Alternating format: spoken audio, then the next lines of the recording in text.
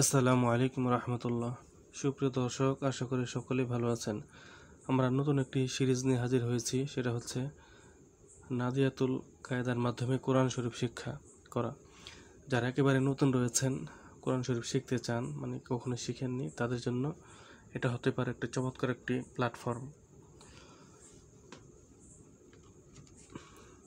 প্রিয় মুসলিম ভাই বোনেরা, আপনারা যারা কোরআন শরীফ পড়তে পারেন না কিন্তু শেখার প্রবল আগ্রহ আছে, তাদের জন্য এই সিরিজটি। আমি আশা করি আপনারা যদি আমার সাথে থেকে পুরো সিরিজটি শেষ করেন তাহলে খুব সুন্দরভাবে কোরআন শরীফ তিলাওয়াত করতে পারবেন এবং দুনিয়া ও আখিরাতে কামিয়াবি অর্জন করতে পারবেন ইনশাআল্লাহ।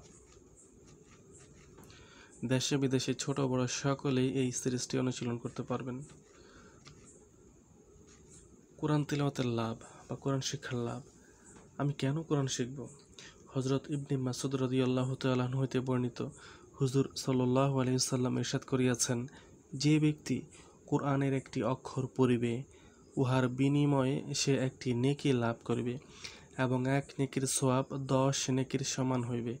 আমি এই কথা বলি না যে পুরা আলিফ লাম মিম একটি অক্ষর, বরং আলিফ এক অক্ষর, লাম এক অক্ষর এবং মিম এক অক্ষর।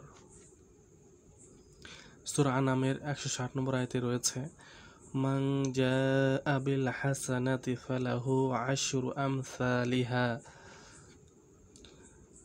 যে একটি নেকির কাজ করিবে তাহাকে 10 গুণ সওয়াব দেওয়া হইবে। আজকে আমরা আরবি হরফ মানে অক্ষর শিখব। বিসমিল্লাহির রহমানির রহিম।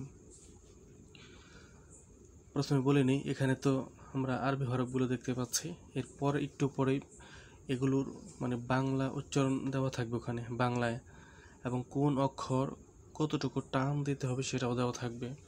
আমি 1, 4 এগুলো নাম্বার দিয়েছি, অর্থাৎ ওই পরিমাণ টান হবে। 1 থাকলে 1 আলিফ পরিমাণ টান, 4 থাকলে 4 আলিফ পরিমাণ টান।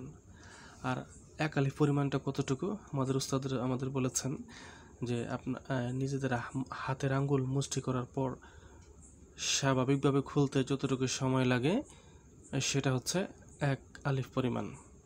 আমরা শুরু করি। আলিফ, বা, তা, সা, জিম, হা, খ, দাল, জাল, র, ঝা, সিন, শিন,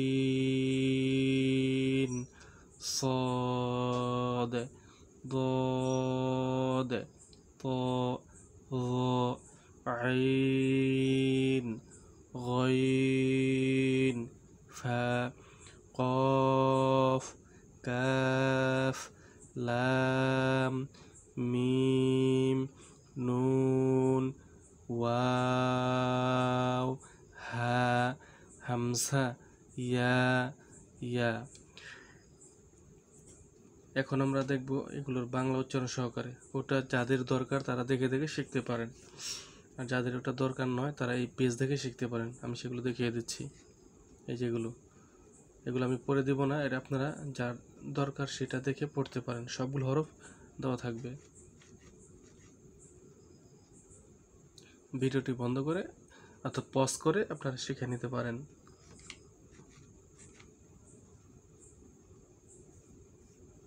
যেই পেজে দরকার সেই পেজে একটু অফ করে মানে ভিডিওটি পজ করে আপনারা উচ্চারণগুলো শিখে নিন।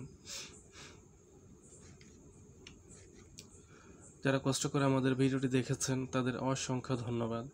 আমাদের পরবর্তী ভিডিও লেসনটি হচ্ছে নাদিয়াতুল কায়দার পৃষ্ঠা 2, একই হরফের বিভিন্ন রূপ।